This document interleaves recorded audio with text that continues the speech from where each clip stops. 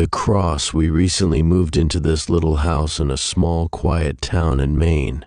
It's not like I wanted to go, but I guess it was okay because I think I needed a change from the city life. The day we arrived at the house, I was actually pretty excited. It was a small cottage-type house, and it felt really cozy. My parents had bought the house without letting me see it, so this was my first time inside it. My mom immediately showed me over to one of those large fireplaces that older houses used to have in the kitchen for cooking and warming the room. I thought it was really neat, but one of the first thing I noticed was a little indent in the back wall of it with a metal cross. My mom thought we could put something prettier there and threw the cross into the back of a cabinet. I didn't think anything of it, and then went off to explore the rest of the house. I found the room in which I decided I wanted to be my room. My mom and dad approved, and I set up my bed and moved all my boxes into it. I set up the essentials, like my TV, and just lounged around watching movies for the rest of the afternoon. Then it was bedtime. It was really strange sleeping in that house. It was pretty much empty, since we still hadn't unpacked all our stuff. But after a while, I eventually drifted off to sleep. Around midnight, I awoke to the sound of soft crying. It sounded like a little girl, probably no older than 6. I had no sisters, so I dismissed it as the neighbors and put myself back to sleep. The next morning, I asked my dad if he had heard anything last night, considering he is a light sleeper. He told me no, and so I told him what happened. He said to forget about it. It was probably just me hearing things. As day turned into night, I grew tired. It was bedtime, but yet again, I woke to crying at midnight. Same voice, but just a little bit louder. Once again, I just told myself it was nothing and went back to sleep. As the days passed, the sobbing grew slowly louder. My parents started to notice it, so we decided to meet the neighbors to see if it was them. Surprisingly, they didn't have kids, never mind 6-year-old girls. We were perplexed. Weeks passed. The crying continued. Still no explanation. I decided to research the house and the previous families. The town files said the history of the house dated back to the 1700s, which would explain the fireplace. I then noticed a little note in the original family's file. It said that a little girl named Elizabeth had died in the fireplace when she fell in while her mother was cooking. She was 5. I ran all the way back home and rushed in the house and told my mom what I had found. She said that I was being ridiculous and that ghosts didn't exist. We did nothing. Over the course of a month, the crying continued. Every night at midnight, it grew louder. It got to the point where we couldn't sleep. Our names started to get called. We started to see shadows, and yet my mom continued to tell me my mind was playing tricks on me. Even my dad started to notice the activity. Nothing could convince her to do anything about it. I had had enough. I told my mom we needed to do something. Then it hit me. The fireplace, the little girl, the haunting, the cross. I pulled the cross out of the cabinet and placed it back in the little indent on the back wall of the fireplace. I told my mom the connection I made, and she responded by telling me I was going crazy. The cross was just trash, left by the other family. I refused to believe her. That night, nothing happened, nothing. The house stayed quiet. The calmness continued. I had solved the problem. The cross was what the spirit needed. It was her memorial. But every now and then, I see shadows and hear noises, even with the cross in place. Sometimes I think it might be something more. Train. There exists a curious legend among the people of South Africa.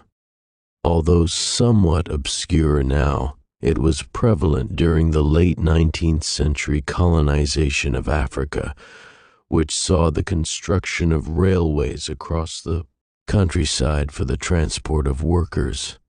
This is the legend of the witch trains, ordinary-looking trains, but staffed by the debased servants of a powerful being generally thought to be a witch, or sometimes even thought to be multiple witches. These trains would appear to people traveling alone at night in the countryside and take them aboard, never to be seen again. This was far from the full extent of the machinations of the being that controlled the trains, who will henceforth be referred to as the witch, but more on that later. Although the activity of the witch and her trains has subsided as of late, there is one witch train still roaming, still waiting to return to the witch's house. Seeking out this train is difficult and will take some time. The rails themselves are not mapped, so prepare a rucksack for a long day's journey, and to carry what you will be bringing back. On the first or last day of any month, this is most conducive to the likelihood of the rails appearing. Travel by any means to the town of Karasburg in South Africa. When the sun has gone down, begin walking in any direction between north and northeast of the town. It may be advisable to prepare some sort of self-protective gear for traveling the South African countryside at night, but be warned that once you reach your destination, whatever protective items or weapons you may bring will not be of any use against what you will encounter there. Keep walking until you find a railroad track. Inspect it carefully to ensure that it is not merely an ordinary track. The track you are looking for will be in excellent condition, and if you look closely, the ground beneath the track will be completely undisturbed. There should be no difference between ground beneath the track and nearby uncovered ground. Walk in either direction along the track. It should take no longer than an hour for you to reach the station. In stark contrast to the track, the station is a hovel. You will find the few small buildings completely deserted, and all but one have been burnt to the ground. The one that remains standing is a blackened, rickety wooden shack, though the single front door appears brand new. A sign nailed to it reads, "Staff only." In older days, this station would have actually had staff. The station hadn't been burned either. The witch trains didn't just stop abducting people of their own volition. The train you are looking for will stop here for you soon, but to make proper use of it, you need something from the staff room. No matter what you try, the door will not open for you. But fortunately, the witch gave no special treatment to the walls, trusting them by themselves along with her staff to keep intruders out. They are badly burned and worn. A good kicking at any wall should provide an entrance. The staff room is completely bare, save for a few equipment closets along the walls. Search them thoroughly. Most will contain generic 19th century mechanical equipment not worth taking, but one will contain a silver control rod for a gearbox. This control rod will be easy to find. It glows, yet curiously it provides no illumination for anything at all save for itself, no matter how dark the environment is. This is what you need. Take it and wait outside. Now wait however long it takes. Eventually, you will see the decrepit old passenger train come trundling to a stop in front of you. A train attendant will open the door for you. This train unusually employs both white and black workers, but regardless of his skin color, he will wear an extremely worn and filthy train staff uniform. He will stare at you with decidedly vacant eyes for a moment, and you will very likely feel a sudden, acute sense of discomfort. You would be right to feel this way. The stare is intense, yet there is no one behind those dull eyes. The man will then say one word, "Return." The tone will sound odd as a statement, yet there will be the faintest hint of a query in the sound of it. This is because the man's speech is meant to be a query. In the past, this man and his fellow staff would, upon stopping and opening the doors for them, ask unfortunate travelers of the South African countryside, single or return. If you were to answer the attendant with return, you would be taken on the train and ferried a fair distance along the countryside before being brutally beaten by the train staff and thrown off. This is the same for any others who would have been encountered by this train. Any other answer will simply result in him repeating his question until you give one of the expected answers. The other expected answer you can give is, of course, single. However, fortunately for you, the train and its staff no longer have the means to carry out their programmed response to this answer. This is why that part of their dialogue has been removed from their usual protocol. If you answer with this, the attendant will simply stare at you and do nothing until you give another response. This is where the control rod you have comes in. Without saying a word, produce it and hand it to the attendant. His face will not have any reaction to this, but I can assure you that if he had even the remotest capacity for emotion, he would be profoundly relieved to see it. He will silently take the rod and then step off the train to walk briskly over to the conductor's car. When he does this, simply climb aboard the train and close the door. Nobody will hinder you now, and the attendant will not return to this car.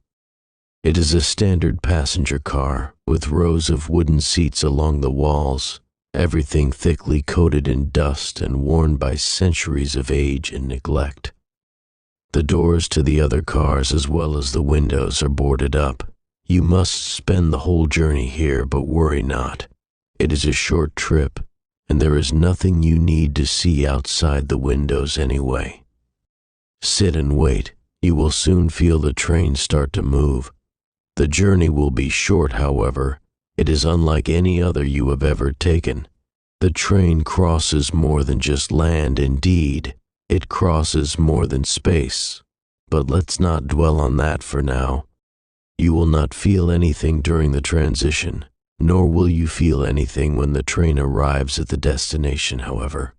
It is extremely important that you do not open the door until you are absolutely certain that the train has arrived. The transition is lethal to unprotected human life. To tell if the train has arrived, first wait 10 minutes. This is the longest it will take to enter the transition. Then periodically tap the boarded-up window with your finger. A hollow knocking sound will indicate that you have arrived, whereas if your finger produces a dull thud, as if you are tapping against a completely solid object, you have not arrived yet. Disembark as soon as you are sure the train has reached its destination. As you step off the train, you will find yourself on a barren, rocky plain, surrounded by a thick mist. Probably the first thing you'll notice the large number of rotting human bones scattered across the area. The witch, in its activities on Earth, made a large number of servants. It also made a large number of enemies. The bones that profane the grounds here belong to both camps. The battle that made such an acropolis of this place is also the reason for the abrupt disappearance of the witch trains and new reports of them. A short distance away, not obscured by the mist, you will see a dilapidated church of white stone. Staying close to the edge of the fog but being very careful not to lose sight of the church, make your way there. This part is important. You must keep a close eye on the church, for you will soon see a small crowd emerge from it and start approaching the train. These are more of her servants. As soon as you see them, immediately run into the fog as far as you dare, but do not lose sight of the church. This place is not a natural part of our world, and consequently the geometry of the land is abnormal. If you proceed in what may seem like a straight line too far into the fog, reversing your direction will not bring you back, and in this way it is far too easy to become hopelessly lost there. So do not lose sight of the church. Wait in the fog as the servants go past.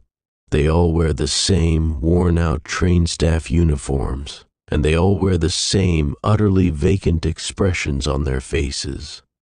Don't let this fool you, though. If they catch you trespassing on her land, they will tear you apart with a fanaticism and strength no human could match. Once they reach the train, they will stay there. This is the first time it has been here in over a century. Proceed to the church at this point, but stay close to the fog just in case. Approach the white church and take note of the damage. The walls are adorned in scorch marks and bullet holes.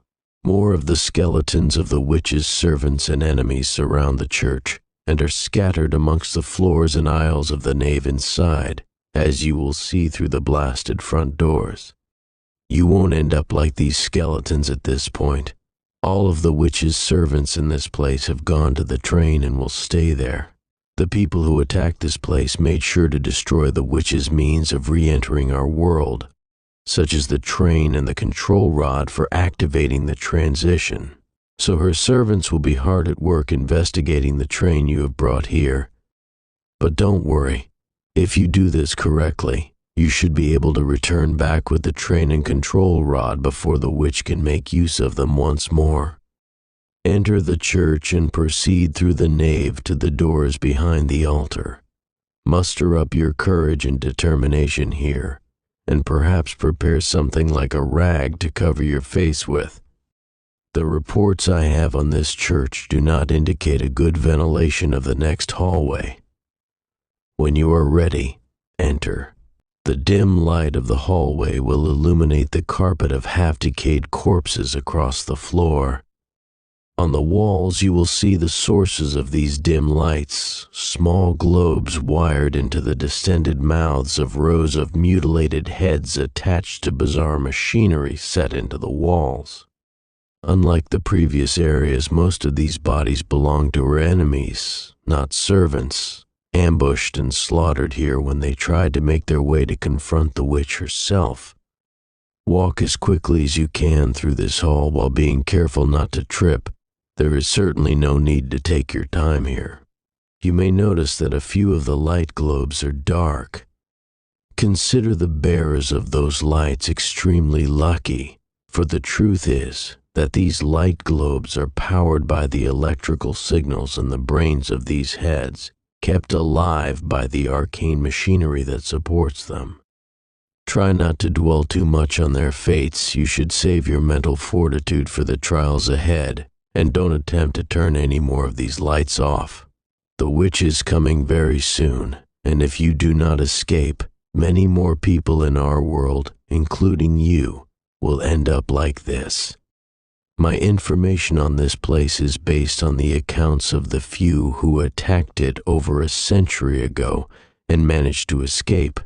Thus, I can't give details on what you will find beyond this forsaken hallway. But I know that among the things here you should find a library, a door of the same luminous silver of the train's control rod, with a crucifix set into it and a pool of blood. Avoid the door for now, and the pool of blood at all costs. Instead, enter the library. Most of the books here are worthless, except for one set, which should be the centerpiece of the library. Though these ancient books are penned in Hebrew, their place is marked by a sign in English reading "The Annals of the Connection of the Thrones of God," or simply, "The Annals of the Connection." In layman's terms, this odd phrase refers essentially to telepathy. These are what you are looking for.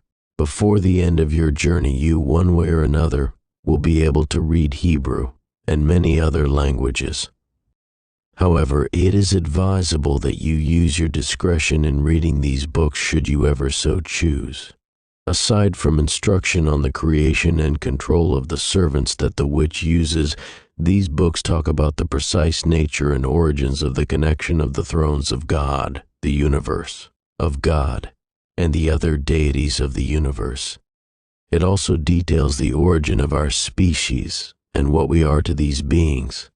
These things are explained in as much detail as the human mind, or the mind of any other being of this dimension is capable of conceiving.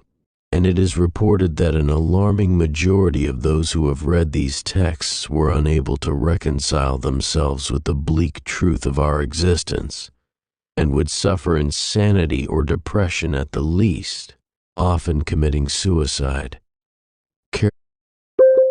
Carefully consider your life and outlook before you seek the knowledge in these texts.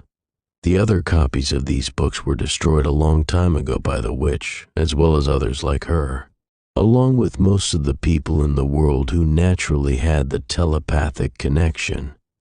These people made up a large part of the witch's enemies who attacked her here.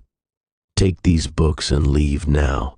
It will not be long before the witch emerges from her slumber, yet there is one more sacrifice you must make to facilitate your escape. Find the room with the silver crucifix-set door and steel yourself, for this will not be pleasant. Open the door.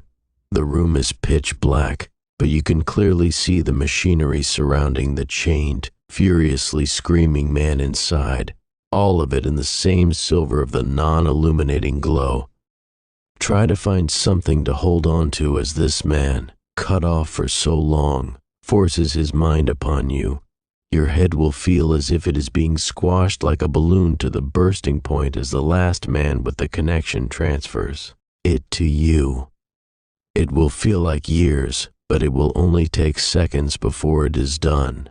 The man will thankfully die from the strain, making him one less person left behind on your conscience.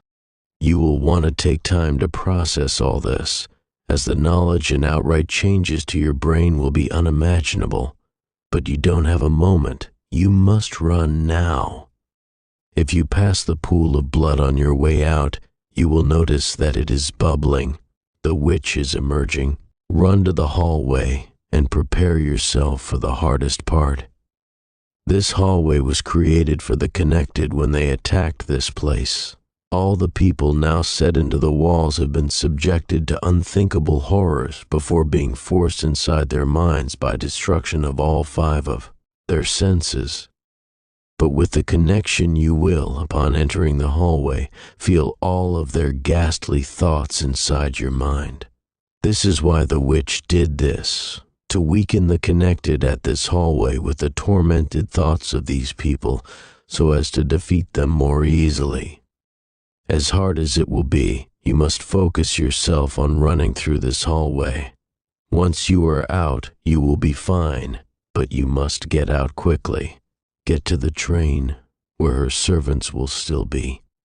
As long as she is not nearby, you can now use the connection to force your will upon them, preventing them from attacking you, but not for long. Quickly enter the conductor's car on the train, and use your will on the control rod in the same way to make your escape from this place. If you successfully escape, what you do with your newfound talents and books is entirely up to you. As mentioned before, you now have the capability to read the Hebrew language of the annals and other languages. There are many people who will offer incredible sums of money for the annals of the connection, as well as unthinkable gifts, many of which will sicken you with their degradations. Many more people will hunt you for the annals, as well as for simply what you now are. Most likely, you are not able to predict what you will do, as you will surely be a completely different person at the end of this journey.